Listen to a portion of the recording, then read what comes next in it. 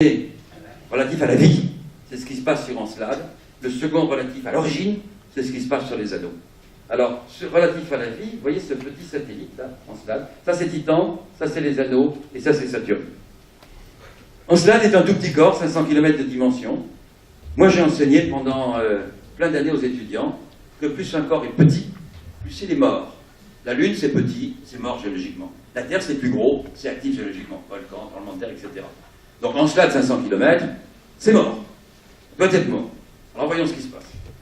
On s'approche d'Encelade. Peu. Ça a l'air actif. Il y a des failles, des fractures, très peu de cratères, donc il y a de la géologie. On s'attendait à avoir un corps avec un équateur chaud et un pôle froid. On a trouvé un corps froid avec un équateur froid et un pôle chaud. Ah. Et la découverte, on l'a fait dans notre guide d'imagerie en 2006. La voici. Ça, c'est l'image brute. On voit qu'il y a des éjections de matière. Il y a des éruptions sur Encelade. Est-ce que ce sont des geysers? Est-ce que ce sont des volcans? On a mis un moment pour dépouiller tout ça. La réponse, c'est des geysers. Et ça, c'est l'image brute. L'image à contre-jour, un peu comme l'image que je vous ai montrée de Saturne au tout début. Et puis ça, c'est l'image traitée. Et Encelade, en permanence, envoie du matériau à 500 km de hauteur. Et en permanence. On a compris comme ça des phénomènes qu'on a observés en 1980, 90, on voit ça en 2006, ça va en 2007, 2008, 2009, 2010, 2013. Et en permanence, ce matériau alimente les anneaux de Saturne. Donc, on a de l'énergie. Alors, on va voir ça de plus près. L'explication, on l'a finalement trouvée. Il y a, sous le pôle sud d'Encelade, un océan d'eau liquide, une mer d'eau liquide, qui bouillonne, qui est à 20 degrés. On l'a appelé l'océan Perrier, du nom de l'eau minérale du même nom. Hein, donc ça bouillonne, il y a des fractures dans le sol, ça passe le sol, donc il y a des geysers qui jaillissent ici. Le problème, c'est que l'eau est à 20 degrés, ça bouillonne, ça sort, et quand ça sort à moins de 200 degrés. Donc la vapeur d'eau, clac, ça se solidifie, ça fait un bouchon, ça bouche le trou. Ah oui, mais ça continue à bouillonner en dessous, et ça sort à côté. Pouf, bouchon, pouf, bouchon, pouf. Donc c'est fait de vallées pleines de bouchons de glace qui sont les éruptions précédentes.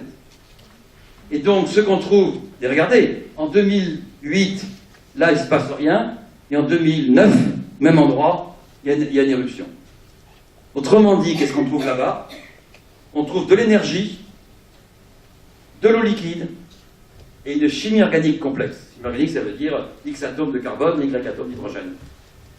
Si vous me demandez quelles sont les trois conditions à réaliser pour que la vie existe, la réponse est, pour que la vie existe, il faut de l'énergie, de l'eau liquide et une chimie organique.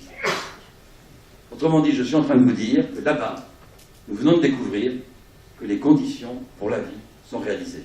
Alors attention, je ne vous ai pas dit qu'il y a des dauphins et des baleines qui se promenaient là-bas. On ne sait pas ce qu'il y a. Du coup, la priorité des missions spatiales américaines et européennes, on se met ensemble, on va retourner là-bas. Et ce phénomène énergie, eau et chimie organique, il existe sous Europe, satellite de Jupiter, sous Callisto, satellite de Jupiter, sous Encelade, je viens de vous le dire, satellite de Saturne, sous Titan, satellite de Saturne, et sous Triton, satellite de Neptune. Alors, est-ce qu'il y a rien? Est-ce qu'il y a des bactéries? Est-ce qu'il y a autre chose? On n'en sait rien. On va aller voir.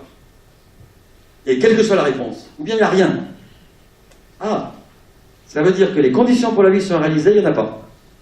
Donc il nous manque un chaînon pour comprendre. Ou bien il y a quelque chose, et ça serait la première fois qu'on trouve une forme de vie hors de la Terre. Donc quelle que soit la réponse à nouveau, c'est passionnant. Alors, on va voir ça rapidement. Voici un petit schéma qui vous montre à quoi ça ressemble. Voici ces petits traits verts qu'on a tracés. C'est là où on a les éruptions actuellement. Donc on a reconstitué, vous voyez, ces éruptions de ces geysers. Un dessin d'artiste qui nous montre à quoi ça doit ressembler. Et là, j'étais l'autre jour à Versailles, et à Versailles, il y a un bassin construit par Louis XIV qui s'appelle le bassin Encelade, du nom du dieu grec. Hein. Et donc j'ai envoyé la photo à mes collègues américains, dont finalement on n'a rien trouvé, Louis XIV avait compris avant nous. Hein. C'est exactement ça. Hein. Donc vous voyez, les Français, on a trouvé ça bien avant vous. Hein. C'est encore dans le coup. Alors vous voyez, Europe, c'est pareil. Et donc trois situations. Des océans à l'air libre, sur Terre, des mers souterraines, peut-être sur Mars, et des océans sous la banquise, ce que je viens de vous décrire. Donc c'est ce que nous sommes en train de chercher. Voici par exemple Triton, satellite de Neptune, qu'on avait survolé en 1989 avec la sonde Voyager. Là aussi, j'étais chargé de compter les cratères. Vous voyez, je n'étais pas débordé, zéro. Hein, donc j'ai eu un boulot facile pendant quelques années. Et donc, là, ceux qui cherchent la bête X, ils l'ont trouvé, c'est écrit dessus. XY, on a donc dans le sexe de l'objet. Et il y a des geysers. Et vous avez cette photo, tous ces traînées noires. En voici un arrondissement ici. On a fait un film avec ça. Je ne vous montre pas le film, mais le film, on a fait avec trois photos. Donc un film avec 3 photos, c'est plus naïf que Méliès, mais plus cher que Ben-Hur, hein, $1 milliard. Hein. Et avec ça, vous avez un trait vertical, un trait horizontal et un trait parallèle en dessous. Le trait vertical, c'est un geyser. Le trait horizontal, c'est un nuage. Et le trait en dessous, c'est l'ombre du nuage. Et il y a sur Triton, donc des geysers, comme sur Encelade, comme ailleurs.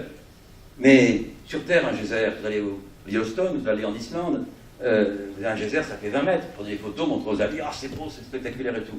Là-bas, le geyser, il fait 8 km. C'est du geyser. Hein. C'est autre chose. Hein. Donc, vous voyez l'énergie qu'il y a. Il faut comprendre tout ça. Titan, évidemment, nous a passionnés parce qu'on ne voyait rien. Je donne le résultat rapidement, parce que sur Titan, c'est notre découverte, au bout de cette flèche, il y a une tache noire. On a observé avec nos caméras, avec le radar. Et quand on constitue ce qui se passe, Titan est fait de lacs de couleur noire, avec des rivages de couleur bleue, sur un sol de couleur marron. Le lac, c'est quoi? Moins 200 degrés de température, c'est pas de l'eau, c'est du méthane liquide. Au gré des saisons, le méthane s'évapore pour des nuages de méthane, puis ensuite des pluies de méthane, des rivières de méthane qui alimentent le lac. Sur Terre, le méthane vient en grande partie des vaches qui se laissent un peu aller. Hein. Mais il y a peu de vaches, pensons, sur Titan, donc pas nous faire tout ça bien. Et donc vous avez le cycle du méthane sur Titan, comme il y a le cycle de l'eau sur Terre, et en souterrain, il y a des océans d'eau liquide. Et le sol de Titan, il est fait d'eau, H2O, mais d'eau solide, de glace d'eau. Et la glace d'eau à moins de 200 degrés est plus dure que la roche sur Terre. Donc vous voyez des situations très étonnantes, et très variées surtout. Bon là il y a un film que je n'ai pas le temps de montrer, ça je n'ai pas le temps. Alors les anneaux. Les anneaux on les voit en lumière, je vais vous montrer la photo tout à l'heure. Les anneaux on les voit en infrarouge, les anneaux on les voit en ultraviolet. En infrarouge ça vous donne la température, en ultraviolet ça vous donne la composition. Et finalement ces anneaux, depuis des siècles, ont été considérés comme un modèle en quelque sorte de la formation des planètes du système solaire. Alors je rappelle qu'il s'agit du sujet le plus ancien, puisque c'est un sujet qui a commencé en 1610, que les étudiants qui ont étudié ça s'appelaient Galilée, Huygens, Cassini, Laplace, Maxwell et Poincaré. Hein, Poincaré-Henri, comme je dis, c'est celui qui a réussi dans la famille, pas le cousin Germain Raymond qui était Premier ministre. Et donc en gros, ces gens-là ont étudié les anneaux sans jamais avoir la solution. Et l'avantage que nous avons eu au XXe siècle, au XXIe, c'est que d'une part, on a eu des ordinateurs qui ont pu faire des calculs qu'eux ne pouvaient pas faire, et d'autre part, des sondes spatiales qui ont été voir sur place ce qui se passait. La situation a changé en 1977, entre 1977 et 2004, puisque là, on trouve des anneaux autour d'Uranus, on trouve des anneaux autour de Jupiter, et des anneaux autour de Neptune aussi, que j'ai la chance de trouver en 84.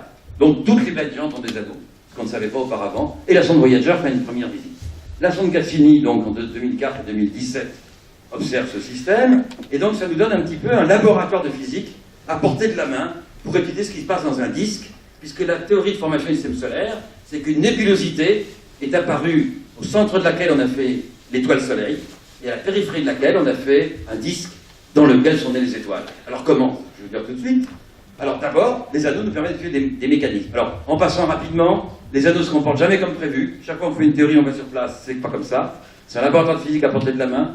On observe des variations avec le temps, ce qui est rare en astronomie. Bon là, ce petit clin d'œil, je l'ai déjà fait. Pour moi, les anneaux, c'est comme un parfum de femme. Hein. Je veux dire par là que c'est un objet où la masse en jeu est faible et la quantité d'information importante. Donc, et donc, en gros, les anneaux, pourquoi existent-ils? Eh bien, pour deux raisons. Il y a un effet de marée qui fait que trop près d'une planète, un corps, quel qu'il soit, sa partie la plus proche à un instant donné est plus attirée que la partie la plus éloignée. Donc les corps ont tendance à être déchirés. Et d'autre part, on ne peut pas avoir un satellite complet. Ceci a été fait par un mathématicien de Montpellier qui s'appelait Roche en 1847. Et Roche, en 1847, il a inventé la limite de Roche, à l'intérieur de laquelle l'effet de marée est majeur.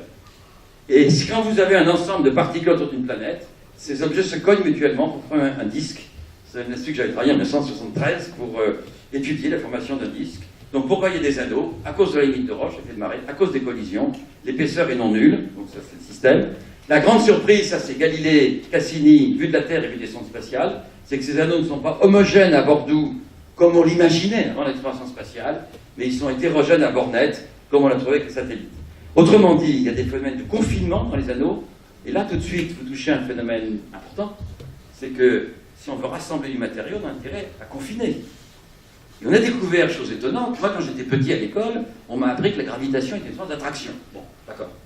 Et quand vous considérez un anneau de particules qui se colle et un satellite, quand vous faites jouer les perturbations gravitationnelles, les phénomènes de résonance, les collisions, perte d'énergie, potentiellement cinétique, etc., un anneau et un satellite se repoussent. Donc si vous mettez un satellite à l'extérieur, un anneau à l'intérieur, les deux se repoussent, et si vous mettez un satellite à l'intérieur et l'anneau à l'extérieur, ils se repoussent. Donc entre deux satellites, un anneau va être confiné. Autrement dit, le confinement est un phénomène physique mal connu, on essaie d'étudier, et souvenez-vous de ce qu'on fait en ce moment pour essayer de résoudre le problème de l'énergie. On aimerait bien enfin avoir une énergie qui ne soit pas polluante, merveilleuse, pas dépenser du pétrole. C'est idiot de brûler du pétrole qui a mis des centaines de millions d'années pour ça.